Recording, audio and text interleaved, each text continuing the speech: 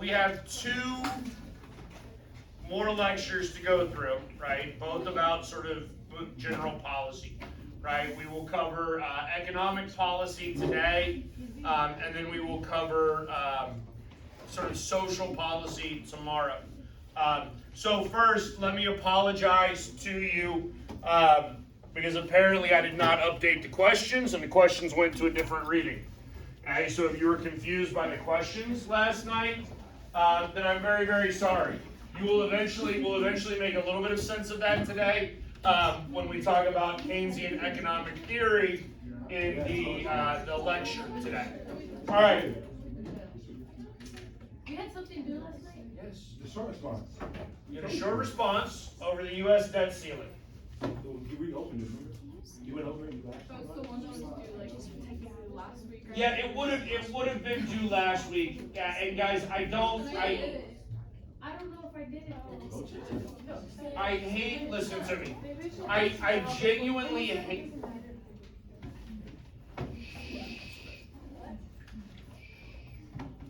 I genuinely hate changing your like the calendar on you. Okay, I grossly prefer like setting the calendar. The calendar was made when it was made, and then I don't ever want to change it. That is usually my goal. I apologize that that's not been true today, thus far this semester. Right, I've changed it far more times than I would like to. Okay, so for that I am sorry. I'm also, if you haven't, I don't know. Has anybody figured out at this point that sometimes I just do things to entertain myself?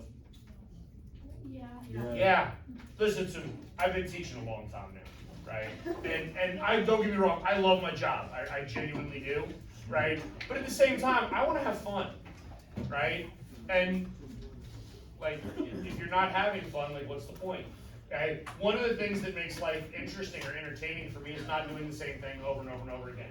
Okay, so I did change a reading. There's at least one more that you have this semester that was changed that I've not updated the questions about. I was going to update those questions over Thanksgiving because I was aware of that one. I forgot about this one. Listen to me. For the most part, the short response is literally, are you addressing the topic in some way? Right? That's what a response is. Okay, a response is just addressing the topic, and that's it. We're good. Okay. All right. So let's get into economics today. Okay. I don't know how much of this you're going to cover next semester. I never trust that you're going to learn anything in economics. So I'm going to teach you the economics that I want you to know. All right. So first, we have to understand sort of what public policy is. Because we're going to cover public policy over the next 2 days. And basically, public refers to anything that encompasses the masses, yes? Yeah. Right, that is for everybody. And a policy is just a governmental goal or behavior. You understand? All right, so public policy are just governmental behaviors that are aimed at benefiting society as a whole. Right, when it comes to economic policies specifically, right, the United States government is looking to not only, well, twofold, stabilize and grow, right, which don't necessarily seem to be the same thing, right, but you cannot grow without stability, and you really cannot have stability without growth, right, because you need some sort of consistent growth. So the United States government is very concerned about economic well-being, okay? As they should be. And I want you to understand that they absolutely should be concerned about economic well-being because, for the most part, we're going to vote with our wallets. You understand that? Right? Like, if you pay attention to politics right now, right, I can find you all kinds of articles, all kinds of stuff that tell you that the economy is doing great, right? Do you agree? Yeah. You said no? Yeah. You don't think the economy's doing very well? But I can find all sorts of things that says the economy's awesome. Great for you. Right? Why do you not think it's well? Like, for example, like the cost of houses right now, the housing market. I mean, that's stable. Okay, so What's that stable? prices specifically, right? There's a whole bunch of issues with prices What about, like, specifically. national debt and like inflation and student loans? Well, inflation is the prices that I'm referring to. Student loans don't necessarily matter for you because you don't have any yet, Not yet. right? But shouldn't school Int- be free? What? Shouldn't school be free? Shouldn't Oh. college be free? Shouldn't healthcare be free? Shouldn't healthcare be free? So we'll talk about healthcare tomorrow, okay? We will talk about healthcare tomorrow. First, I need you to understand economically. Like stop and listen. Because I need you to understand this. There is no such thing as free. Okay, there's not. You want free healthcare? You're gonna pay for it in additional taxes. Okay? Now, if you want to do that, that's fine, and that's a question for democracies that we should honestly debate. Right? We should debate, do we want to pay a little bit more in taxes in order to get free healthcare? Right? Maybe just pay a little bit more in taxes and figure out how to cut spending elsewhere. Right? In order to then put money into healthcare spending. Oh, to like balance it? What? To like balance it out? Well, okay, that's not happening. Okay, like that's not happening. We are not. We will never balance a budget. Okay, at least not long term. It's not going to happen, and it's not going to happen for a wide variety of reasons. But it's so complex. Literally, Congress passed a law years ago that said they had to balance a budget, and then Congress actually figured out a way around their own law, right? So that they don't actually have to balance a budget. But we'll get to all of that, right? So again, fundamental ideas here, right? We want to promote economic stability. We want to promote economic growth, right? Those are the two big things: stability and growth. Now that also means promote business development. And protect employees and consumers, right? We need to have protections for people. That's part of the stability aspect. Promoting business development, that's part of the growth aspect, all right?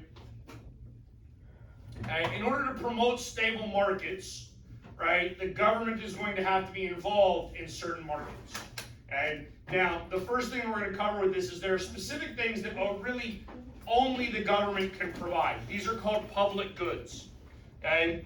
Now, again, we can have a whole conversation at some point in time that we will not ever have time for, but it is a valid conversation as to whether or not healthcare should be a public good, right? Whether healthcare should be a public good or a private good. All right, but we're going to talk about things that are a little bit easier for you to understand. You understand that all roads need to be public goods, yes? Mm-hmm. And because the alternative to a public good is a private good, that means that you own it, you provided for it, and you use it. My automobile is a private good. It is my truck. Okay? The road that I drive my truck on, however, is a public good. Because it would not be efficient or feasible for me, right, to have to buy up the land necessary to drive from my house to here and then make a road and a bridge, and like I'm not doing all that. Right? It's just not feasible for me to do that. Okay? So if that's true, right, I need public goods, right, that are really only efficient for the government to provide them. All right? And for the most part, we're going to call that infrastructure, and that's the one that I care about most in terms of you understanding as far as this goes. Okay? Some other aspects of promoting stable markets. The government is going to ensure that people have private property and property rights. The government is going to ensure that contract law is upheld, right?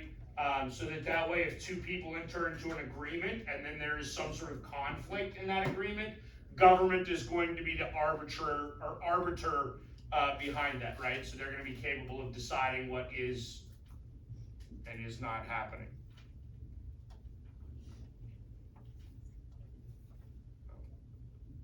All right, so infrastructure, this is the one that I really care about. Again, This would be things like bridges, roads, railroads.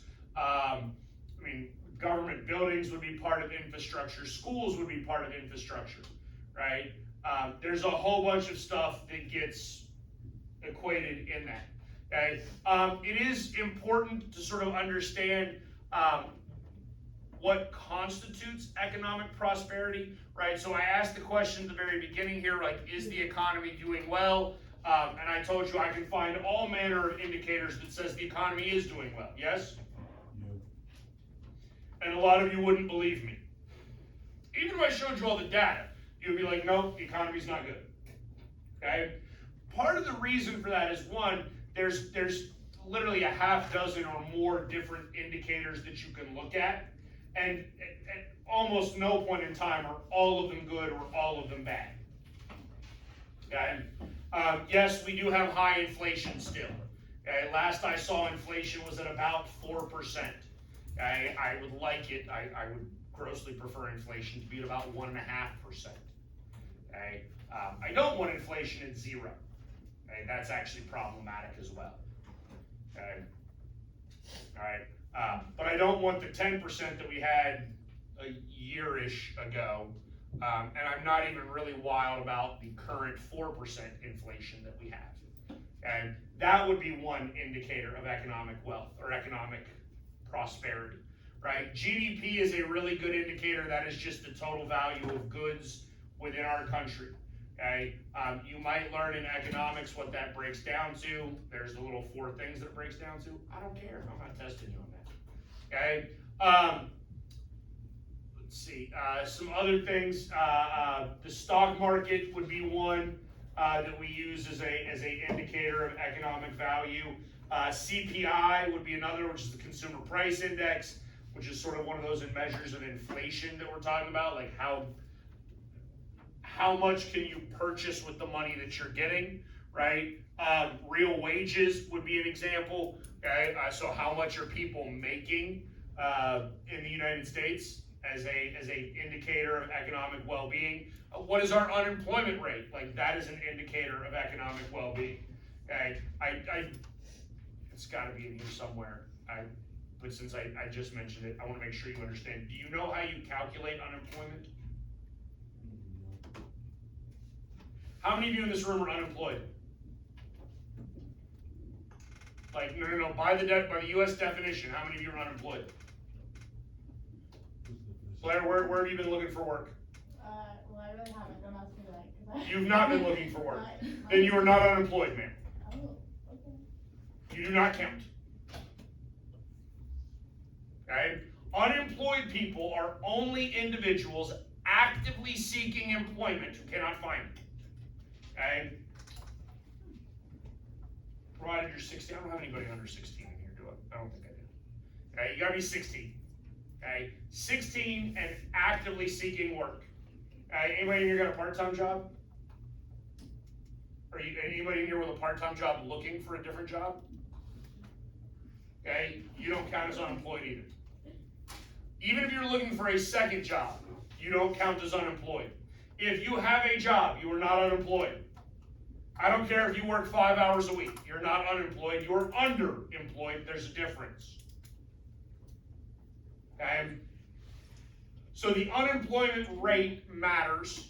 Okay? And again, I want unemployment somewhere around 3%. I'll take 2 to 4% unemployment. And if we get under 2% unemployment, that also is bad. Because what happens then is if there's not enough people looking for work, one of 2 things has happened, right? Either one, everybody's given up and said, screw it, the economy sucks and I'm not even gonna look, right? Or 2, and the more likely scenario, is that it means that people are being given jobs for which they are unqualified, and that's problematic, right? Because it means that employers are hiring people out of sort of necessity, right? Literally just to get sort of a warm butt in a seat, and those people are not going to do the job very well, and that's problematic as well. All right? So there's some difficulties there. There are a whole bunch of factors that go into economic growth, and some of it is really just your own belief, right? I mean, like, your behaviors are dictated based upon what you believe, yes? You understand that from a psychological standpoint? Right? Like, if you believe in heaven and hell, you will behave accordingly, yeah? If you believe that the economy is doing well, you will behave accordingly. What that means is that if you think the economy is doing well, you might be more willing to spend money because you think you're going to have more money coming in because your job is going to continue to pay you and maybe even give you a raise as a result of like good economic times. Okay? On the other hand, if you thought that a massive recession / depression were about to occur, what would you do? Save money. You would start saving money because you would be fearful, right, that you might not have opportunities elsewhere, right?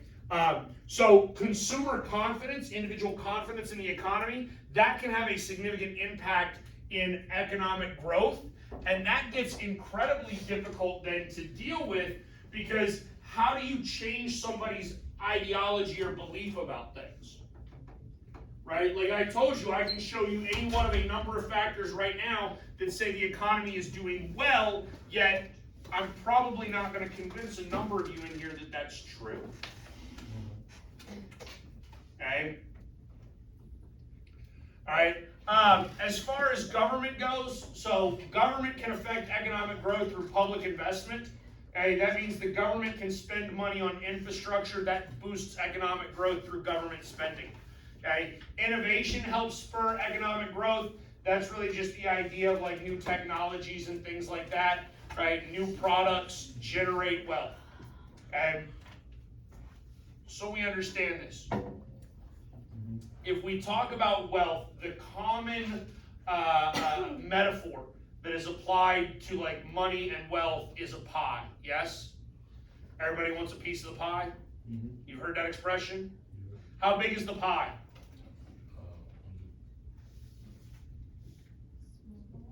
Small? So here's one of the things that I want you to understand about economics. The size of the pie isn't set. You can make a bigger pie. One of the ways we do that is through innovation. Okay? So take Steve Jobs as an example, right? Was Steve Jobs born wealthy? No, what did he do? He created Apple and created wealth from nothing, right? Basically from an idea. Most wealth in America is generated in that way, okay? That's what capitalism does. Now, that doesn't mean that you don't have inherited wealth in America. That's what Paris Hilton got, right? Paris Hilton did nothing for her money. Kim Kardashian did nothing for her money, right? Now, since that point in time, Kim Kardashian has created like all sorts of stuff, right? Fashion and things of that nature that have generated more wealth for her. And but that innovation concept is a significant way of increasing the size of the pie overall, right? And then workforce. The more you train the workforce, right, the more skilled the workforce becomes, the better the economic growth is, and also just increasing the workforce. Okay? When we've had baby booms and then those people come of age and they go get jobs, right, that increases economic growth because there's more people engaged in economic activity, right? Significant periods of immigration influx into American history have also led to economic growth. All right? This just shows changes in GDP. Again, that's one of the factors. I'm going to be honest with you, we could talk over and over and over again here about like COVID and the impact that COVID had on things economically. I'm going to steer away from it for the most part. I don't think that we're fully capable of understanding the actual impacts, the lasting impacts of COVID up to this point because it's still relatively new, right? I just talked about employment, yes. So do we want full employment? yes, if we count full employment as like 97%. Again, I do not want 100% employment. And 100% employment would also be bad. All right, government. One of the biggest tools that government has, okay, is money. In fact, government can utilize money to dictate your behavior. Okay? And we'll talk about this a little bit more with social policy. Does the government want Luke to get married? Yes. Yes? Why?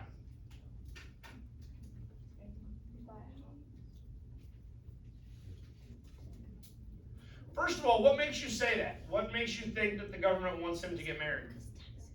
Oh yeah, no, right? Because taxes. Because if you No, you're on the right train of thought here. You might be going in the wrong direction, but you're on the right train. Right? If you get married, you pay more in taxes or less? Less.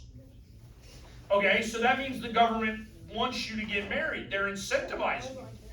They're incentivizing marriage by charging you less to get married.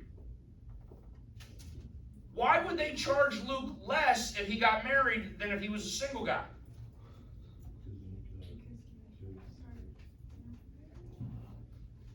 You want the actual real answer?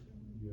Right? Because the government is convinced that Luke will not be a productive member of society unless he has a woman nagging him all the time to come home after work at 5 o'clock rather than like going to the bar and being a problem. So he basically needs a ball and chain.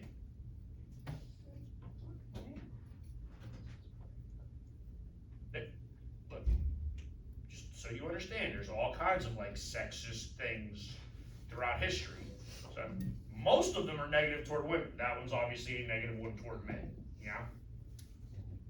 Okay. That without sort of the moral compass of a woman, a man would be incapable of being a productive member of society, or less capable. Let's say it that way. Okay. So the government will utilize money, right? They will utilize economics to incentivize behavior. Are you with me?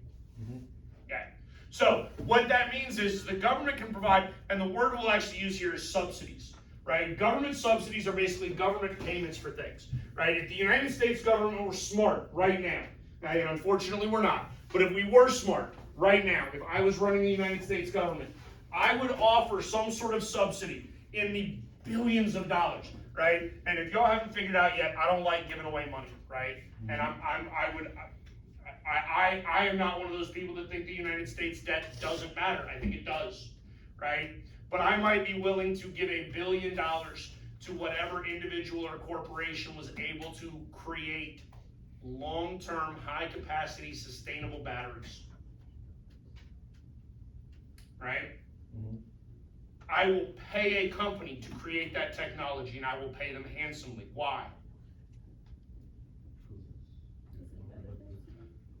So this is really like sort of social policy as it pertains to the environment a little bit, but it's at the end of this PowerPoint as well, right?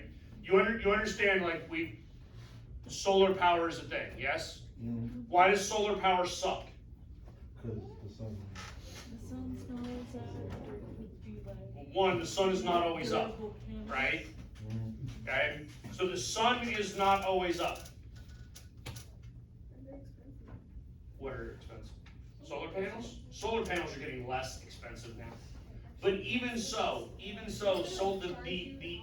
the cost of panels pales in comparison to the cost of batteries, right? And the battery is the issue.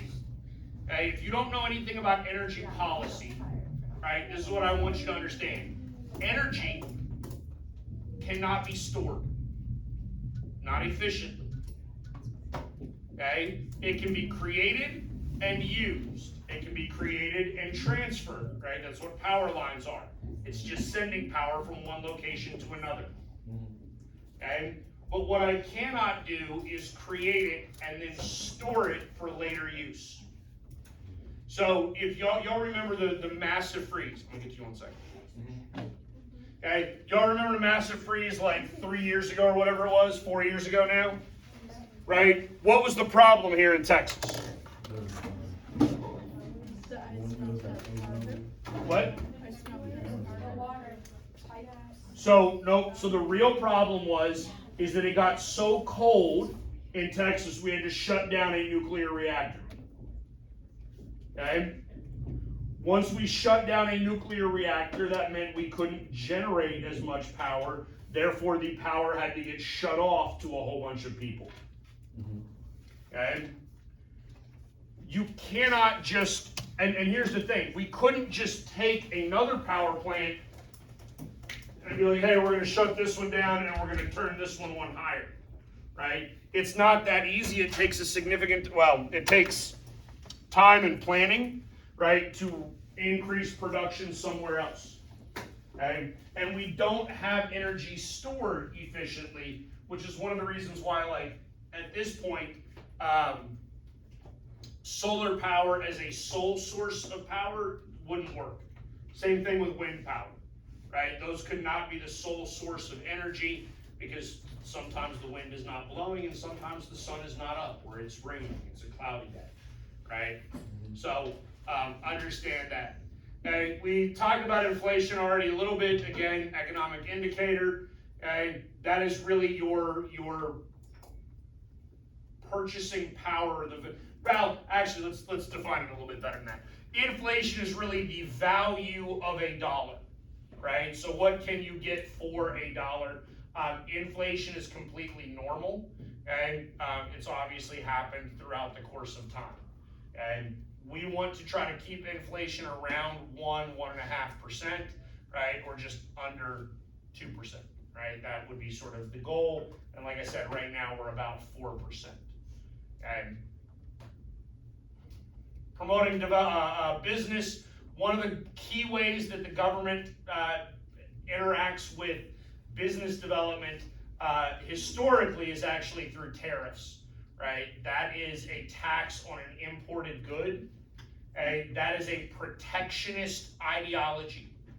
So we might have talked about this already, right? If you look at, I don't know, anybody in here wearing like Nikes, for instance, right? If you look at like Nike sneakers are made probably in Taiwan, Vietnam, somewhere in Southeast Asia, likely, right? Part of the reason that sneakers are made in Southeast Asia is because labor costs are exceptionally low there, right? You might be paying some sort of, I don't know, 10-year-old Filipino boy like $2 a day to work a 12-hour shift with one bathroom break. Yes? So if you're Nike, right, that decreases your labor costs, that increases your profitability, yes? If I have a shoe company and I'm making my sneakers here in the United States, what are my labor costs? Well, at minimum, they're $7.25 an hour because that's minimum wage here in America. And that's significantly higher than the, say, $2 an hour in Southeast Asia, right? So the only way my sneakers are going to be competitive is if we can force Nike's prices up. The government can do that through import tariffs, right? That tariff goes to Nike. Nike has to pay more to bring their shoes over. Okay? Now what Nike does, just you understand, Nike's not just going to eat that cost. That cost is going to get passed on to the consumer, the purchaser, yes? Right? So if you talk about raw materials and labor, because those are the two things that matters for production, let's just say between raw materials and labor, Nike can make a pair of sneakers for $5. Right, but they're going to charge $50. Okay? For me, well, let's not even say they charge $50. Let's say they just charge $25. They're going to make $20 a pair, right? That's going to be their profitability, $20 a pair. And I, on the other hand, am making my sneakers here, okay, and my labor costs and materials costs, let's say $25, right? So if I sold my shoes for $25 to compare to Nike shoes, I don't make any profit. So I don't really have an option. Instead of selling for $25, I'm going to sell for $30. I'm going to make a very small profit, especially in comparison to Nike. What the government can do to help me and to help manufacturing in the United States is put a tariff on those Nike sneakers in order to raise the cost, right? So if they put a 20% tariff on them, right, that would now add an extra $5 to them. The Nike sneakers are $30. Now I have a chance in that market. Do you understand?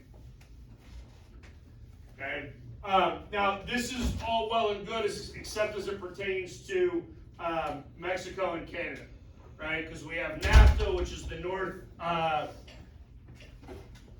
North American Free Trade Agreement. So we do not put tariffs on goods from Mexico or Canada, which is one of the reasons why, like Ford makes their trucks now in Mexico, right? Because again, labor costs are cheaper, and they cannot be forced to pay tariffs. And back to subsidies. Good Lord, I've got to like organize this better, don't I? We do have agricultural subsidies. Again, this is a means of economic manipulation. I mean, there's no other way to say that in terms of what the government is doing. Do y'all know? Did you learn in U.S. history about like the prosperity of like the 1920s and whatnot? You know, in economically prosperous times in the United States, did farmers get rich as well? No. Right? When we began to mechanize and industrialize in the late 1800s, right? Late 19th century, you understand mechanization means that it's easier now to grow food, yes? That means more people are going to do it, yeah? So supply and demand says what happens to the price? If there's more of a product, the price goes down, right? So if you were a farmer, what happened? You're actually making less money, right? As economic innovation is causing economic growth, farmers are actually losing out on that. It's worse for them. So what's the U.S.'s response? We won't pay people not to grow food. The United States literally pays farmers not to grow food. Okay? That keeps farm prices artificially high, which allows them to be competitive and turn a profit. Right? The government can subsidize all sorts of things. This is where we're going. The government is starting to subsidize like clean energy, green, like that's Alexandria Ocasio-Cortez and her Green New Deal and all that stuff. And consumer protections, well, let's start with employees, right? Because that's actually up there first. So employee protections, the United States, especially during the after the Industrial Revolution, government always lags a little bit, right? So we had the Industrial Revolution, and then eventually government's going to catch up and realize, hey, we need to have some labor protections. We need to make sure that children aren't working in factories in unsafe conditions. We need to make sure that the factories themselves are safe. Hopefully you learned in like a U.S. history class about the Triangle Shirtwaist Factory fire. No? Some of you are... I'm about to say it's a great story. It's a terrible story. Right? Literally, there's a fire in like a seamstress shop. When there was no staircase, right? Well, so the stairs, there was a staircase, but it was chained shut to make sure that the girls didn't slip out with like extra fabric, right? There was one elevator, and then, you know, in like New York City, because this was in New York City, you know how they have like the iron stairs on the side of a building that's like a fire escape? Yeah, like 3 girls got out on that, and then it just fell off the building. Because there was no building codes. There was no standards to make sure that it was actually like safe, right? The U.S. government is going to create protections for all sorts of stuff like that. That way, when you guys are older and you go buy a house, you will have some level of security in knowing that like the person that built your house wired it correctly, and the wall's not going to catch fire and like kill you, right? wide variety of different agencies get created over this. Okay, there's a whole bunch of different protections that you can sort of look through on your own. I don't think I'm testing you on any of the specifics, except maybe the jungle, because where's the jungle? That one right there, the jungle. Okay, because that's just one of my favorite things to talk about. Do you know what that is? It was a book about the meatpacking industry. Y'all know anything about the meatpacking industry? It was disgusting. It used to be wildly disgusting. I mean, if you're a vegan, it's probably still disgusting. I might make some of you vegans by the end of this, right? You know that like when you're slaughtering animals in mass, they use like massive band saws, right? Like big industrialized power equipment to like slice through these animals, right? What happens if you're not paying attention to your finger? You cut it off? Yep. Baker. You need Sophia? Okay, she's already up and getting ready to leave. No, she was just waiting for the phone call, I guess. Thank you. Bye. Okay, so you've now lost your finger in the bandsaw. What happens to your finger? It's in the meat now. Right, now it's going on down the conveyor belt. It's going to get ground up and it's going to be in the ground beef. Right? So now your little 4th of July barbecue, you've got yourself a little Johnny Bird.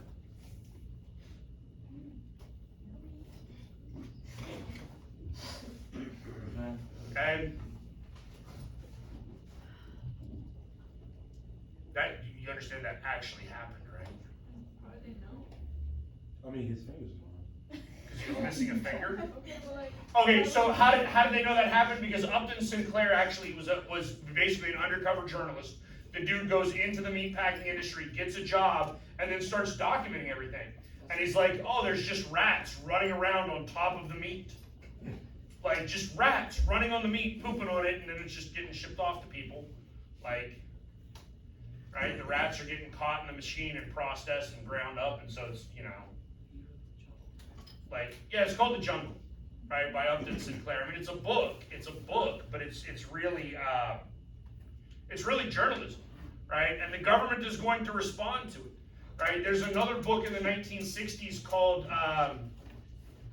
Silent Spring, which basically creates the EPA, right? The EPA is a direct result of somebody writing a book about like the entire, or the terrible impact that the United States has had on the environment and what industrialization has had on the environment, right? And it's a good thing. Listen to me. Yeah, even if you are an anti-government person, right? I need you to understand, if you are an anti-government person, some of these protections are still absolutely necessary, right? If you are unaware, in the 1960s, a river caught fire.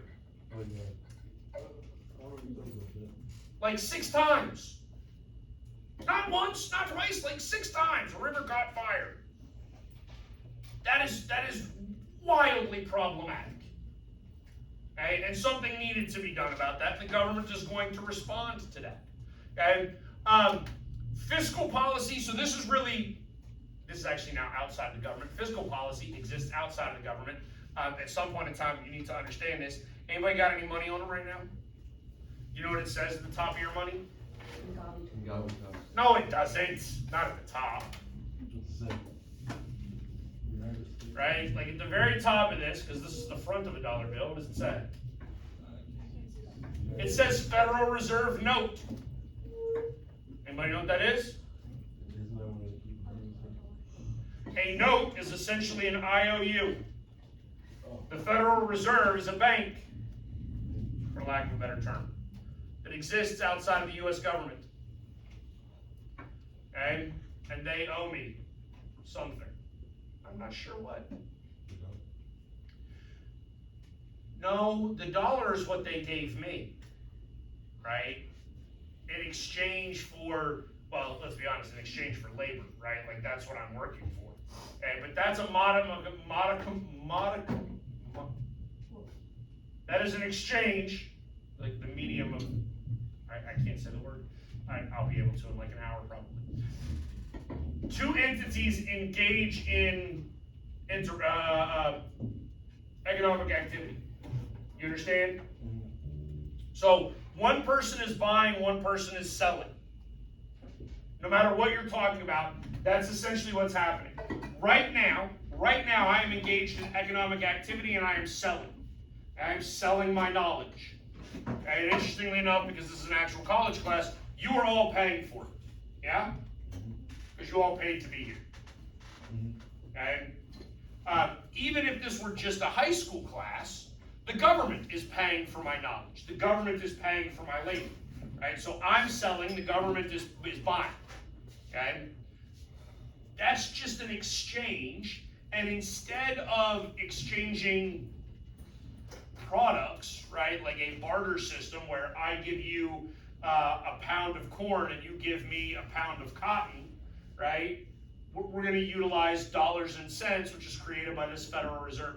And monetary policy is absolutely a way of trying to dictate economic activity. When the economy is going well, right, monetary policy is going to decrease like increase interest rates. If the economy is doing well, it's going to increase reserve rates and try to slow down the economy a little bit so you don't have massive inflation, right? When it's going poorly, they're going to decrease interest rates, try to get more people engaged economically. And fiscal policy is really what government does. Well, what Congress does, let's say it that way, right? So if you look at this, this is basically the business cycle as it pertains to a capitalistic system. Yes, this is completely normal. It happens all the time. At any given point in American history, we are either in a period of expansion or a period of recession. And fiscal policy is government behavior as it pertains to taxes and spending. And when we are doing well here, right, spending should decrease, taxing should increase. When we are doing poorly over here, taxes should decrease, spending should increase. Okay? This is aimed at stimulating economic growth. By decreasing your taxes, you have more money to spend. By increasing government spending, that's also increasing economic growth. During the Great Depression, FDR drastically increases spending by working on all sorts of infrastructure projects. Yes? Okay? The idea being that's going to create economic growth, which is going to be beneficial. Okay? A deficit, these are vocab terms that you need to know. A deficit is the debt that you have in a year. Debt is the accumulation of all deficits. Our debt is now like $34 trillion. Okay? I don't care about those. I do care about this, spending, right, as it pertains to budgeting. We have mandatory spending, we have discretionary spending. Mandatory spending is on things that are already dictated by previous Congresses, i.e. Social Security, Medicaid, Medicare, things like that. Discretionary spending is what we have left over that we can spend, and if you'll notice, it all goes to defense. Okay, that's where most of our spending goes to. I just went over monetary policy when I should have been going over fiscal policy first. Monetary is the Fed and interest rates. Okay? I don't care. I don't care. Hey, there's the jungle. Regulatory agencies. Okay, so this is another important thing. The government can regulate economic activity. All right, and one of the best examples here is the SEC, which is the Securities and Exchange. No, not the Southeastern Conference, dude. Securities and Exchange Commission. They are the ones that oversee the stock market to ensure that if you are engaged economically in the stock market, you are not getting taken advantage of by people who, like, have inside information that is not accessible to you. Therefore, you're losing out. Yeah. Hi.